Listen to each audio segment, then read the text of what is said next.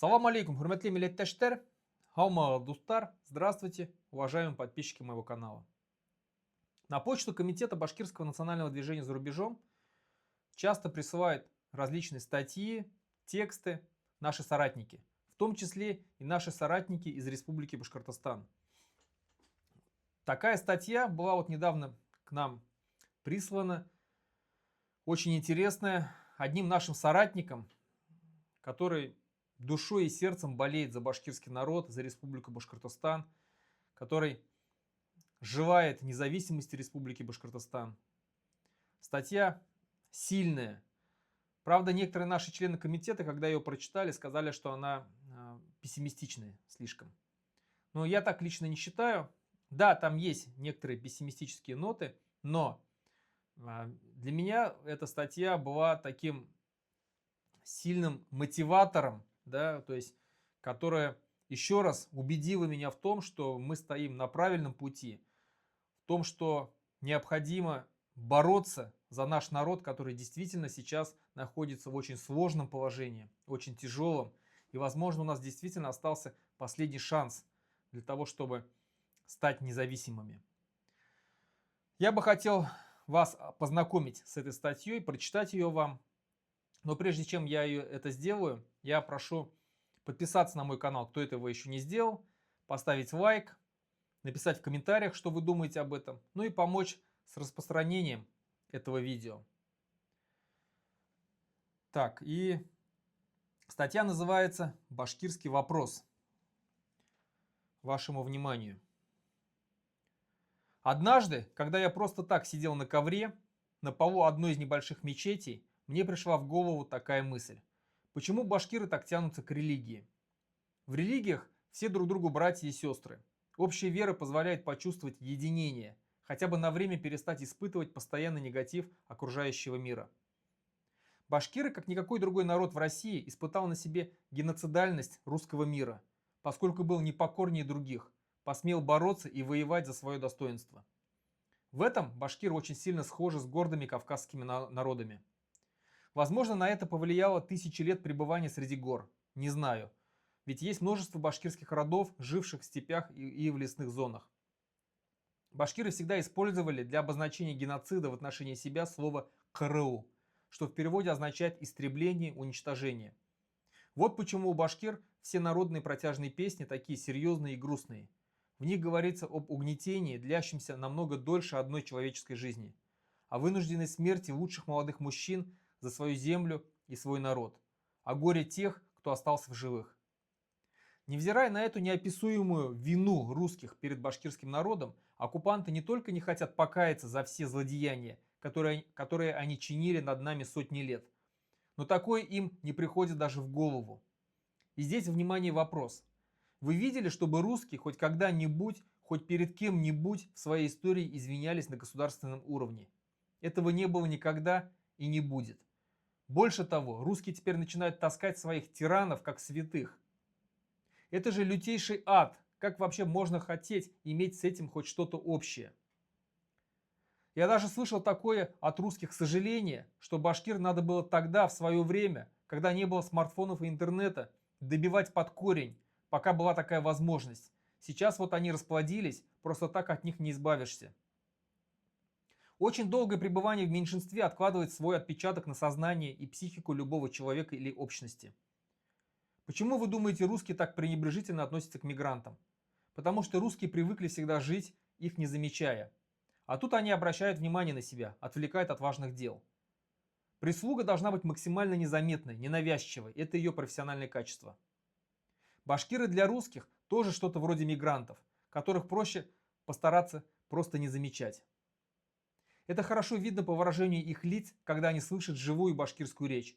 Обратите как-нибудь специально внимание. Туризм — это здорово, но туризм в какие-нибудь тюркские страны с похожим языком — это познавательно вдвойне и позволяет многое понять о себе и своем народе. Те, кто побывал в Казахстане, Узбекистане или Кыргызстане, испытывают культурный шок, поскольку в какие-то веки они оказываются в большинстве. А русские там пребывают наоборот в меньшинстве и чувствуют себя, судя по всему, как те же самые мигранты в России. И вообще стараются особо не отсвечивать, поскольку сразу же получают отпор от местных. Башкиры сейчас у себя в республике оказались в положении каких-то затравленных партизан в подполье. Рта открыть нельзя, чтобы тебя не поволокли в закрытый суд в чужой регион, где ты никогда и не бывал вообще. А потом и сразу в тюрьму. Это же просто какой-то неимоверный кошмар, похуже, чем было у башкир во времена Екатерины II. Немки на самом деле, Софьи Августы Фредерики Ангальд-Цербстской. И вы предлагаете продолжать вот это вот все, раскачиваться на этих качелях, пока не одуреем? Башкирский народ живет в состоянии хронической травмы угнетения, лишь иногда ненадолго ослабляющейся. Вам это не надоело вообще? Неужели вы не хотите хоть раз пожить по-человечески, так, чтобы не надо было прятать свои мысли, не бояться всех этих майоров и друг друга, а все проблемы решать открыто, как это принято в цивилизованных обществах? Однажды у меня вышел спор об этом же с другим башкиром, который покинул республику, но вернуться без последствий уже не может. Его позиция заключается в том, что башкирам не следует менять хорошее на лучшее. Подобно той женщине, которой задурили голову тренингами о личностном росте, равноправии полов, и которая поэтому хочет теперь уйти от мужа-абьюзера, бросив его. Рассчитывая, что став свободной, эта женщина обретет счастье, она приобретает на самом деле только еще больше проблем в своей жизни. Не знаю, насколько уместны такие аналогии с семейной жизнью в политике и экономике. Марк Фейгин так постоянно делает. Но я точно знаю, что когда твой работодатель и начальник над тобой издеваются, то нужно начинать искать другое место. Работники же терпят унижение только тогда, когда им некуда больше идти с их компетенциями, знаниями и умениями. Но неужели и эта история про нас, и нам некуда идти? И вообще, почему уходить должны мы? Есть и такая категория людей, которые придерживаются позиции страуса. Моя хата с краю. Или того, кто оттягивает визит к врачу, пока проблема с организмом не приобретает фатальный оборот. Такие люди никогда ничего не требуют. Или делают это только когда это безопасно лично для них. Они стараются только приспосабливаться. Эти люди всеми силами стараются не видеть политики там, где все упирается только в нее. Хороший пример с языком. Можно сколько угодно твердить, что приобщение к родному национальному языку должно начинаться прежде всего с семьи. Но если родитель никак не заботится о своих детях, не вкладывается в их образование и развитие, то ничего хорошего, как правило, не получается. Так же с языком. Он такой же живой организм, который может заболеть и умереть. Язык без заботы со стороны государства – это вообще нонсенс в современном мире. Я имею в виду реальную заботу, цифровизацию и так далее, а не ту показуху, которая никак не влияет на сохранение языков, которые занимаются властью в республиках России. Так вот, дети таких родителей со страусиной позицией рано или поздно повзрослеют и осознают, что на самом деле происходит и в какой политической обстановке они оказались. Вот это будет неприятный сюрприз. Кто из нас не проходил через эту выгрузку из матрицы? Возможно, кто-то из этих детей по своей юношеской наивности захочет снять эпический фильм с батальными сценами про Салават Юлаева, Карахакава или Алдара Исикеева. Но им никто не даст на это денег и тупо не разрешит. Об эпохе башкирских восстаний можно было бы снимать захватывающие приключенческие и драматические сериалы.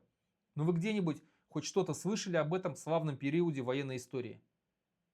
Разве события этих сражений не заслуживают того, чтобы быть увековеченными в музеях боевой славы?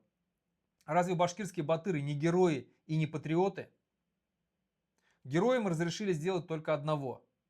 Да и его памятник вот уже сносят. Имеется в виду здесь Салават Юлаев. У русского народа, конечно, всегда была своя интеллигенция. Но это был слишком тонкий слой, несоизмеримо тонкий до степени отторжения. Русский народ никогда не слушал свою интеллигенцию. Так и в этот раз. Прогрессивная прослойка попыталась как-то протестовать, но все было подавлено и заколочено наглухо, как обычно в России и бывает. Устоялось самое естественное состояние для русского мира – диктатура опрично-чекистского типа. В качестве яркой иллюстрации этой максимы рекомендую фильм «Капитан Волкогонов побежал». Капитан Волкогонов бежал. Русские в очередной раз сожрали свою интеллигенцию. Те, кто не смог покинуть Россию, ушли во внутреннюю эмиграцию, а россияне остались наедине с этим вот всем. Этот же процесс с нашей республикой тоже уже запущен. У этой земли больше нет хозяина. Если башкиры так и не очнутся, вполне возможно, что проект башкирской нации начнет закрываться, и похоже, что уже навсегда. С этого момента башкиры начнут растворяться в некую эфемерную субстанцию, как это произошло с другими соседними народами. Чувашами. Хотя они пятый народ по численности в России. Удмуртами, марийцами, эрзя, мокше и другими. Но и тогда получится, что все было зря, и нужно будет мучительно перестраиваться уже на новые рельсы, а именно на постепенную ассимиляцию, ведь это не такой уж и безболезненный процесс. Нужно определиться, каков же наш план. Мы боремся за независимость или не боремся ни за что, а просто постепенно растворяемся в других народах и культурах, уходим в историю, что тоже себе вариант. Когда откроется окно возможностей, если воля народа о свободе не будет высказана большинством решительно и непреклонно, то лидеры башнацдвижения и вообще активные башкиры и им сочувствующие очевидно прекратят свою борьбу. Поскольку биться о стену никто не будет. Будет просто не ради кого. Однако, все же это будет обидно вдвойне. И вот почему. Сам проект «Россия» закрывается. Причем русские, разрушив свой дом, странным образом сами дарят нам такой небывалый подарок.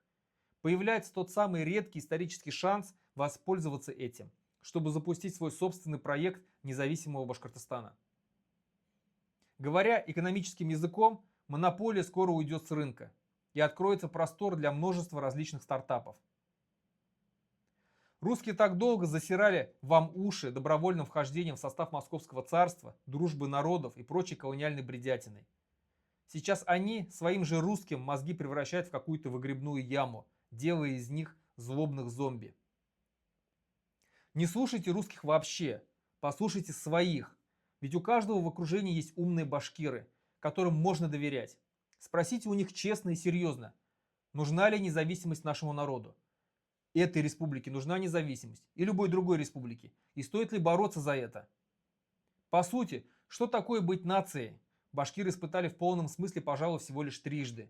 Во времена Салавата Юлаева, но все закончилось, как вы знаете, плачевно. Во времена Заки Валиди, но всех участников этого проекта расстреляли опять-таки русские. И на начальной стадии парада суверенитета в 1990-х годах. Но все это почти сразу закончилось с начатой Ельцином Первой Чеченской войной. Выходит, что нам всегда лишь давали очень ненадолго попробовать вкус свободы, чтобы сразу лишить ее. Странно, что мы вообще до этого момента дотянули. Русские всегда жили, ненавидя всех вокруг и пытаясь их завоевать или уничтожить. Мы уже прожили вместе с ним при железном занавесе 70 лет. Вы опять этого хотите? А так оно и будет почти наверняка, если мы останемся внутри этого недоразумения под названием Россия. Назовите хоть одно время, когда нам, башкирам, было выгодно и комфортно быть под русским сапогом. Вам поставили Хамитова, жили вроде бы, потом поставили Хабирова, после него еще кого-то поставят. Откуда у вас вообще такая уверенность, что когда-нибудь поставят именно того, кто будет защищать ваши интересы, а не какие-то другие? Ни от одного народа на этой планете за всю историю мы не терпели столько зла, сколько от русских. Может, уже хватит в самом-то деле? И сейчас в 21 веке ничего не меняется, а становится только хуже. Сколько загубленных судеб тому подтверждение. Сколько детей в башкирских семьях растут без отцов, осужденных по Баймакскому делу. Да заодно только из них мы должны были уже давно разорвать все договора с московским государством, перестать отчислять налоги и отозвать всех своих представителей и прервать все контакты. Итак, мы имеем две главные конкурирующие позиции по башкирскому вопросу. Пассивная и активная. Первое. Ничего не нужно делать, пусть все остается как есть, Башкирия навеки с Россией в горести и радости. И вторая позиция. Россия – это тонущий корабль, поэтому Башкортостан и его жителям выгоднее обособиться и зажить своей отдельной жизнью, как сделали многие другие. Давайте поразмышляем, Каковы процентные соотношения поддержки и какова социальная база у этих позиций? Предлагаем здесь вспомнить древний принцип «кому это выгодно?». Большинство преступлений совершается из соображений выгоды, обычно финансовой. А потому при раскрытии преступлений первым делом полезно понимать список тех, кто получил прибыль или улучшил свое положение от произошедшего. Скорее всего, кто-то из них и является преступником. Об этом принципе с политической точки зрения хорошо также написал в свое время Владимир Ленин. Итак, вот его слова. Когда не сразу видно, какие политические или социальные группы, силы, величины отстаивают известные предложения, меры и тому подобное, следует всегда ставить вопрос, кому выгодно. Не то важно, кто отстаивает непосредственно известную политику, ибо для защиты своих взглядов при современной благородной системе капитализма любой богач всегда сможет нанять или купить или привлечь любое число адвокатов, писателей, даже депутатов, профессоров, попов и так далее. Мы живем в торговое время, когда буржуазия не стесняется торговать и честью, и совестью. Бывают и простачки, которые по своему недомыслию или по слепой привычке защищают господствующие в известной буржуазной среде взгляды. Нет, в политике не так важно, кто отстаивает непосредственно известные взгляды. Важно то, кому выгодны эти взгляды, эти предложения, эти меры. Правда, номер 84, 11 апреля 1913 год. Вспомните также и легендарный ответ Валиди на ленинский вопрос о том, на чьей стороне нужно быть башкиром, за белых или за красных. От себя отмечу, что Валиди сказал тогда, что мы не белые, мы не красные, мы башкиры. Обратите внимание и на такую закономерность. Те, кто поддерживает СВО, как правило, выступают и против независимости народов. Совпадение? У них ведь нет даже искренних и ярких выразителей их воззрений. Сплошь какие-то проплаченные третьесортные пропагандоны. Искренность – это вообще не из их вселенной. Путинизм органически несовместим с честностью. Путинизм – это не только про наживу и тотальную коррупцию. Это и про бесконечное вранье, физический террор, инакомыслие и война. Не знаю, почему так уж повелось издревле, русский мир всегда существовал и развивался за счет грабежа. И это не изменилось до сих пор. Поэтому не будет никакого раскола, гражданской или классовой войны внутри башкирского общества. Поскольку позиция номер один – это никакая не позиция, а обыкновенный шкурный интерес прикормышей, халуев и паразитов путинского режима. Они же переобуются в тот же день, вот увидите. Те, кто воевал в Афганистане и Чечне, потом особо старались не афишировать эти темные и сомнительные стороны своей биографии. Так же будет и с ветеранами СВО. На самом деле, те, кто является сторонником того, чтобы оставаться в составе России, они не исходят из заботы о нации, общего дела или чего-то общественного. Они исходят исключительно из заботы только о своих насиженных местах, в страхе потерять имеющийся уровень комфорта. Как правило, это чиновничество и бюджетники, которые всю жизнь жили за счет государства и которые боятся потерять этот свой хоть какой-то стабильный доход. То есть налицо чисто шкурный интерес.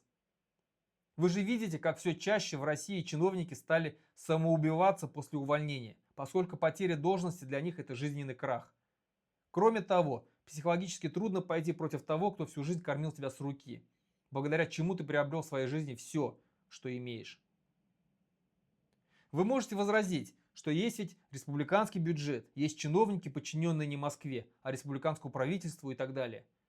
Но я вас умоляю, никакого иного государства, кроме московского, давно уже в помине нет. Да его никогда по-настоящему и не было. У большинства башкир никогда и не было никаких таких должностей и доходов. Поэтому чего нам терять, кроме своих цепей? Рассмотрим еще такой аргумент противников независимости, что сохраняя нейтралитет и не начиная борьбу за самоопределение, сохранится физически больше башкир.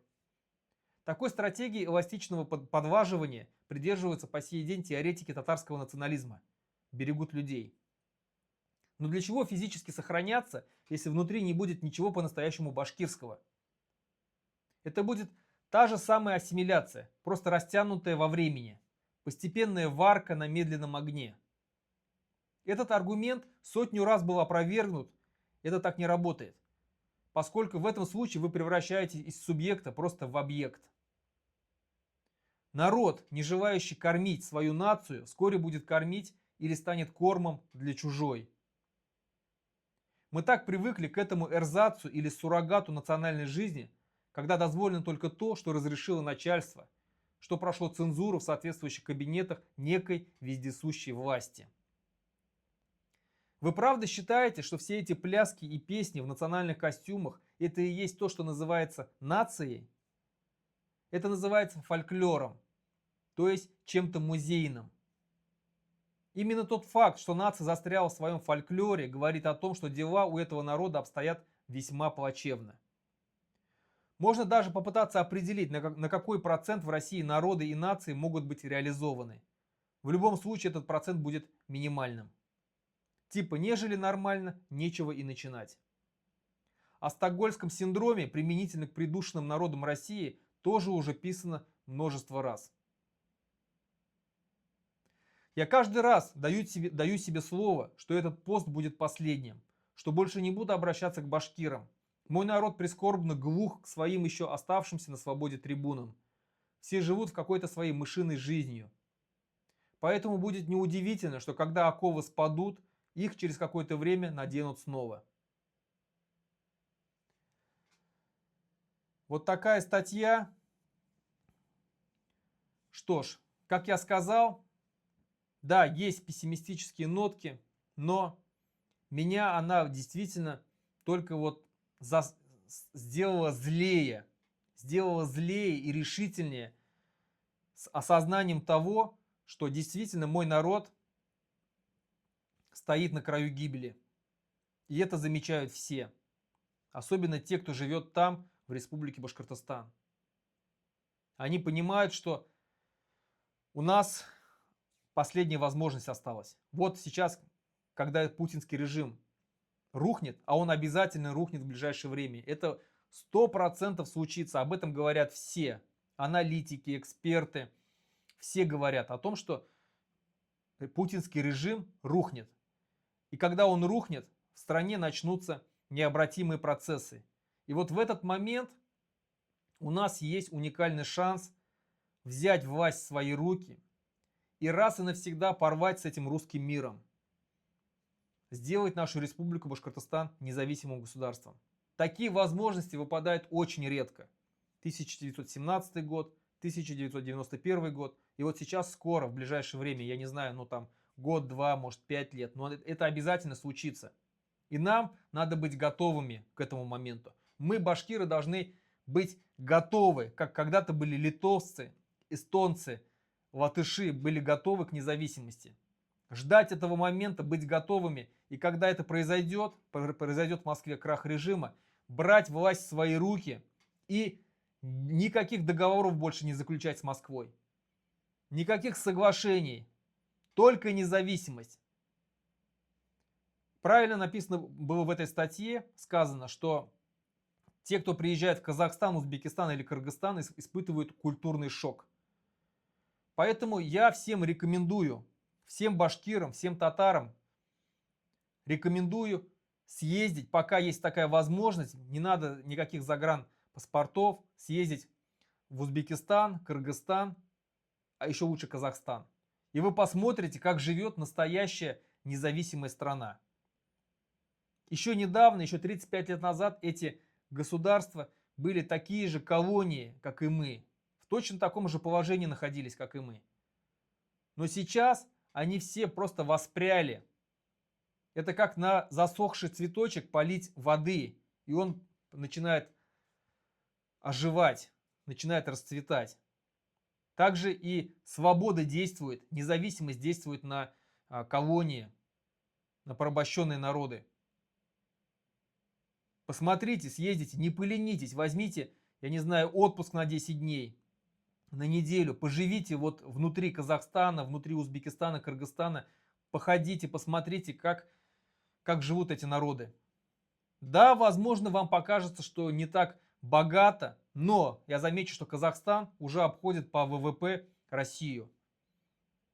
Казахстан идет семимильными шагами, развиваясь. И самое главное, они все восстановили свой язык. Вся молодежь сегодня и кыргызская, и казахская, и узбекская, и туркменская, и таджикская, и все другие, и азербайджанская, все они разговаривают на родных языках. Молодежь. Они все выросли в численности, некоторые в 2-3 раза. Вот так вот действует независимость и свобода. А мы, находясь в составе этой России, мы погибаем как народ. Мы исчезаем, манкуртизируемся, ассимилируемся. И, как правильно сказано в статье, нам осталось немного. Либо мы в этот момент, когда нам предоставится такая возможность и откроется окно возможностей, либо мы забираем независимость, пусть, возможно, с каким-то конфликтом, там, с какой-то, с кровью и с мясом будем отрываться от этой России. Возможно и так. Но если мы этого не сделаем, мы просто погибнем. Это нужно всем осознать, всем вот сюда в голову взять. В первую очередь мы должны освободиться в голове у себя, стать свободными и понимать, что мы порабощенный народ. Мы не русские, мы не россияне, мы башкорты. Что мы должны жить независимо, как наши братья. Еще раз всем рекомендую настоятельно. Съездите в Казахстан, съездите в Узбекистан, съездите в Кыргызстан и посмотрите, как живут эти народы. И вы вернетесь уже с этой бациллой независимости, зараженные бациллой независимости. И вы будете хотеть жить независимо, так, как эти народы живут. На этом все. До свидания.